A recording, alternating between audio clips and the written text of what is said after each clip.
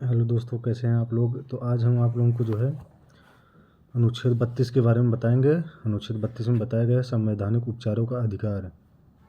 इसमें 5 प्रकार की रिट याचिकाएं हैं जो कि बहुत ही महत्वपूर्ण है, जानना अति आवश्यक है। तो मुझे लगा कि इस पर वीडियो बनाना चाहिए, और क्योंकि इस पर कहीं न कहीं प्रश्न भी बनता है और महत्वपूर्ण भी है, इसीलिए जानना आवश्यक है। तो इस पर हम आज जो है आप लोगों से चर्चा करते हैं।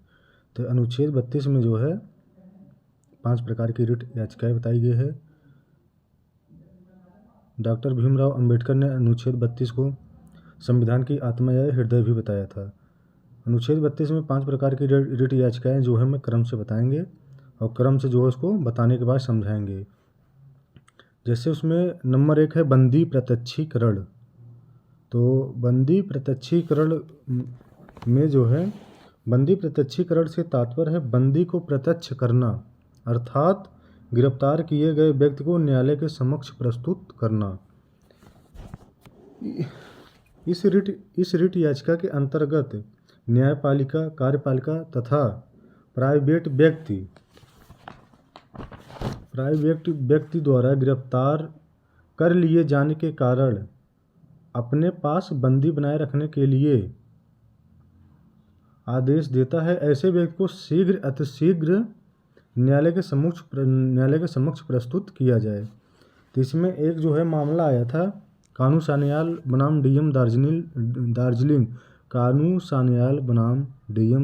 का एक मामला आया था। इसमें यह जो है सबसे पहले तो हमें बताएंगे कि यह जो है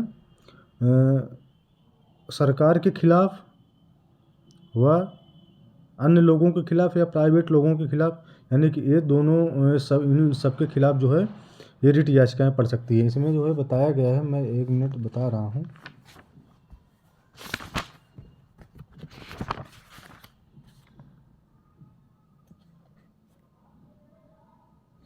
हाँ, यह सरकार एवं व्यक्ति यह दोनों के खिलाफ जारी की जा सकती है, यही बताना चाह रहे थे। जो मैंने बताया था वो सही था, लेकिन हमने कहा कि जो है कहीं मेरे द्वारा कुछ ऐसा न बता दिया जाए कि लोग जो है बाद में कहें कि तो सर ऐसा है नहीं, गलत है। तो यह सरकार व व्यक्तियों के खिलाफ ये रिट याचिकाएँ भी जारी की जा सकती है। कुछ रिट याचिकाएँ ऐसी हैं जो राष्ट्रपति, राज्यपाल के खिलाफ जो है उनके खिलाफ नहीं जारी की जा सकती या उनको आदेश नहीं दिया जा सकता। तो बंदी प्रत्यक्षीकरण में एक कंडीशन है कि यह कभी कभी ये जो मामला आया था कानू सान्याल बनाम डीएम दार्जिलिंग का, इसमें कोर्ट ने ये कहा था, उच्चतम न्यायालय ने, कि जैसे किसी को जो बंदी बनाए हैं जैसे उसको जो है न्यायालय के समक्ष प्रस्तुत करने में अगर दिक्कत आ रही है, तो उच्च अधिकारियों द्वारा लिखित रूप से अगर स्वीकार कर लिया जाए कि हाँ इसको मैं जो है बंदी बनाया हूँ, ये हमारे यहाँ है, मैं इसको जो है लिखित दे रहा हूँ, तो कोर्ट के समक्ष प्रस्तुत करना अनिवार्य नहीं है। कोर्ट इस चीज़ को जो है मान लेगी कि अगर उच्च अधिकारी लिखित में देते हैं या एक्सेप्ट करते हैं कि इसको जो मैं गिरफ्तार किया हूँ या खतरनाक है, इसको जो है कोर्ट में पेश करने में बड़ी दिक्कत आ रही है, लिखित में अगर दे रहा है तो कोर्ट में उपस्थित होना उसकी ज़रूरी नहीं है। कोर्ट इस बात को जो है मानेगा कि ये व्यक्ति उनके पास है।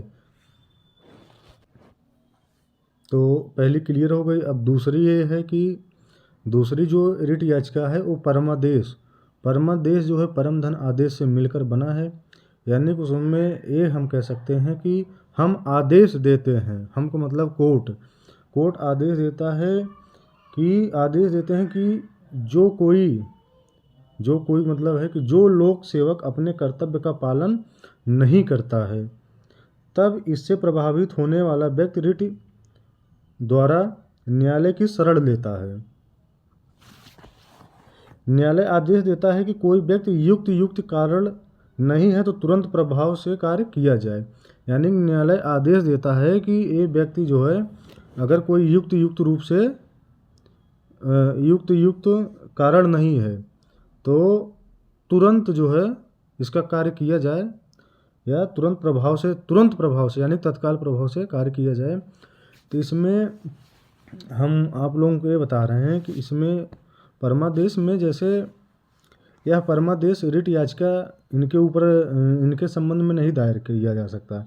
जैसे इसे किसी लोक सेवक के कार्य के संबंध में है। जैसे कोई लोक सेवक है, अपने पदाभास पे अपने पद पे रहते हुए कोई जो है सही तरीके से काम नहीं करता है या टरका रहा है, तो ये जो है रिट याचिका पड़ती है। इस पे जो है कोर्ट संज्ञान लेता है। इस पे कोर्ट जो है संज्ञान लेता है कि अगर जो है ये व्यक्ति सही कह रहा है और इस पे जो है आप तत्काल प्रभाव से काम करिए। लेकिन इसमें कुछ कंडीशनें ऐसी हैं जो कि नहीं माना जाएगा। जैसे इसमें एक जो है राज्यपाल, माननीय राज्यपाल जी हैं, एक राष्ट्रपति महोदय हैं। तो इनके खिलाफ, इसका मतलब नहीं है कि आप जो है किसी सरकार के खिलाफ या इन लोगों के खिलाफ आप जो है रिट याचिका दायर कर दीजिए कि आप जो है राष्ट्रपति हैं, ये कार्य क्यों नहीं कर रहे हैं, आप जो है राज्यपाल हैं, आप अपने कार्य को सही से नहीं कर रहे हैं। तो इसमें ये कंडीशन है, मैं देख के बता रहा हूँ। यह रिट राष्ट्रपति एवं राज्यपाल के विरुद्ध भी नहीं जारी की जा सकती। विरुद्ध जैसे है कि निजी व्यक्तियों एवं संस्थाओं के विरुद्ध संविदात्मक दायित्वों के निर्वहन हेतु यह रिट याचिका नहीं की जा सकती। यह रिट राष्ट्रपति एवं राज्यपाल के विरुद्ध भी नहीं की जा सकती। तो परमादेश आपको समझ में आएगा, ये दो शब्दों से मिलकर बना है परमधन आदेश। इसमें जो कोई लोक सेवक अपने पद पर रहते हुए अपने कर्तव्यों का निर्वहन ठीक प्रकार से नहीं करता है और जो है इधर उधर लोगों को, पब्लिक को परेशान करता है, दौड़ाता भगाता है, तो इसमें जो है यही सेकंड वाली रिट याचिकाएं पड़ती है। जो अनुच्छेद 32 में 5 प्रकार की रिट याचिकाएं बताई गई हैं, जो अनुच्छेद 32 के तहत ये जो है रिट याचिकाएं उच्चतम न्यायालय में पड़ती है। लेकिन अगर 226 के अंतर्गत, अनुच्छेद 226 के अंतर्गत वो उस व्यक्ति के विवेक के ऊपर है कि ये जो 5 प्रकार की रिट याचिकाएं हैं 226 के तहत जो है उच्च न्यायालय में जाएगा कि उच्चतम न्यायालय में जाएगा। अगर उच्च न्यायालय में जाएगा तो इसी 5 प्रकार की रिट याचिकाएं के संबंध में 226 में पड़ेगी। अगर वो उच्चतम न्यायालय में जाएगा तो अनुच्छेद 32 से ही पड़ेगी। तो उसके विवेक के ऊपर है। तो बंदी प्रत्यक्षीकरण क्लियर हो गया, परमादेश क्लियर हो गया। अब तीसरा क्या है बताते हैं। तीसरा ये है अधिकार परीक्षा। जो कोई लोक सेवक किसी का पद हड़प लेता है या लोक सेवक का पद हड़प लेता है, तो जैसे मैं उदाहरण के तौर पे ये बता सकता हूँ। सबसे पहले मैं परिभाषा बताता हूँ, फिर उसके बाद समझाता हूँ। अधिकार परीक्षा से तात्पर्य है किस प्राधिकार से जब कोई लोक सेवक के पद को कोई व्यक्ति हड़प लेता है तो न्यायालय पीड़ित व्यक्ति की याचिका पर ऐसे व्यक्ति से पूछता है कि उसने किस प्राधिकार से ऐसा किया है। उत्तर न मिलने पर न्यायालय ऐसे व्यक्ति को हटा देता है और पद को रिक्त घोषित कर देता है। यानी कि ये कह रहा है अधिकार परीक्षा कि कोई व्यक्ति किसी लोक सेवक का पद हड़प ले, कोई ऐसा व्यक्ति हड़प ले, जैसे मान लीजिए कि कोई विद्यालय है या कोई यूनिवर्सिटी है, उसमें मान लीजिए कि प्रिंसिपल महोदय हैं।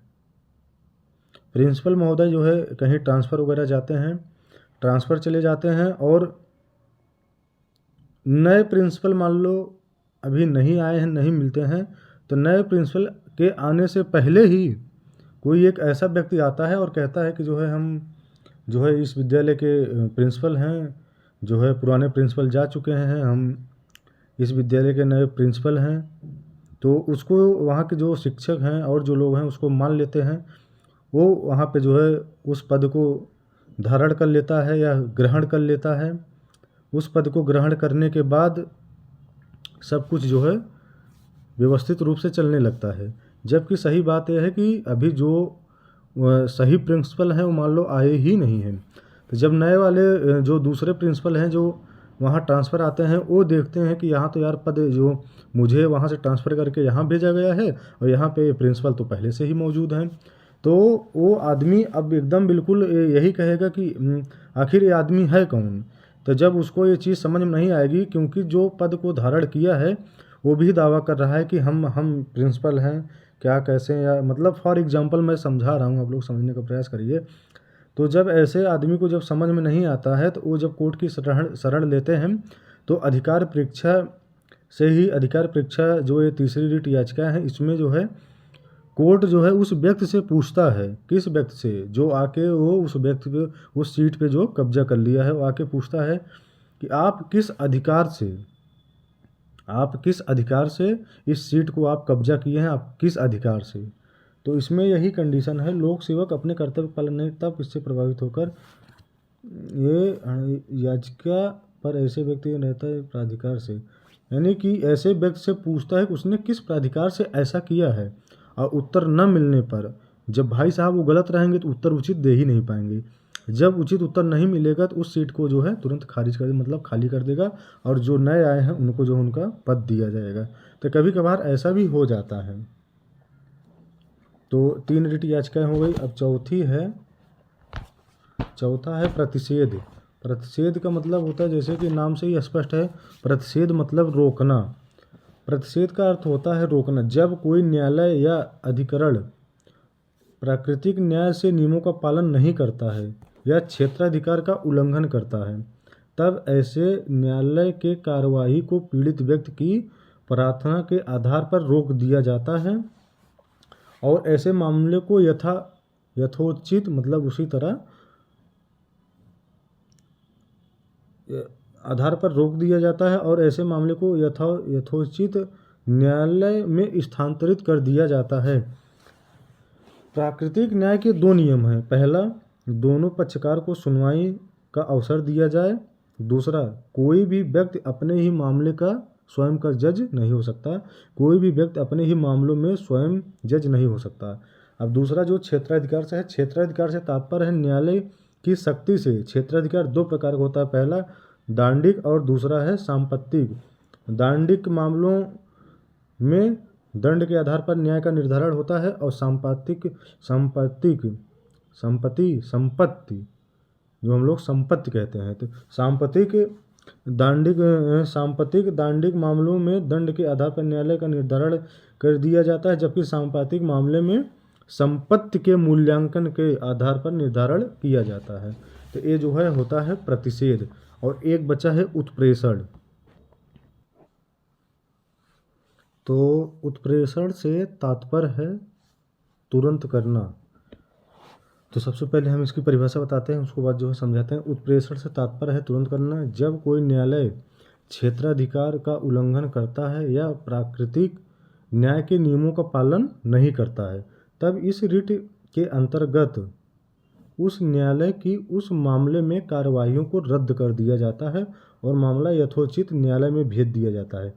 ऐसा न्यायालय नए सिरे से मामले की कार्रवाई करता है। नए सिरे से मतलब नए सिरे से अपनी तरफ से जांच करेगा और नए सिरे से ही कार्रवाई करेगा। अब इसमें जो है एक प्रतिषेध और उत्प्रेषण एक जैसा लग रहा है कि प्रतिषेध मतलब रोकना और उत्प्रेषण मतलब रोक के ही नए सिरे से कार्रवाई करना, वो भी एक हिसाब से रोकना ही है। इसमें 2-3 अंतर हैं कि जो मैं आप लोगों को बता देता हूँ। प्रतिषेध का अर्थ होता है रोकना, जबकि उत्प्रेषण का अर्थ होता है रद्द करना। प्रतिषेध का अर्थ है रोकना, जबकि उत्प्रेषण का अर्थ है रद्द करना, यानी ख़त्म कर देना। प्रतिषेध में कार्यवाहियों को रोककर मामले को यथोचित न्यायालय में स्थानांतरित कर दिया जाता है, और ऐसा न्यायालय पूर्व में हुई कार्रवाई को लेते हुए आगे की कार्रवाई करता है। किंतु उत्प्रेषण में सभी कार्रवाइयों को रद्द कर दिया जाता है, और जिस न्यायालय को मामला स्थानांतरित किया जाता है वह नए सिरे से कार्रवाई करता है। ये 2 अंतर हो गया। 2 अंतर ही बहुत हैं, जिससे कि दोनों में जो है क्या अंतर है, थोड़ा सा एक जैसा लग रहा था लेकिन एक जैसा नहीं है। अगर आप उसको जो है गहराई से पढ़ते हैं तो समझ में आएगा। तो ये 5 प्रकार की रिट याचिकाएं समझ में आ गई होंगी।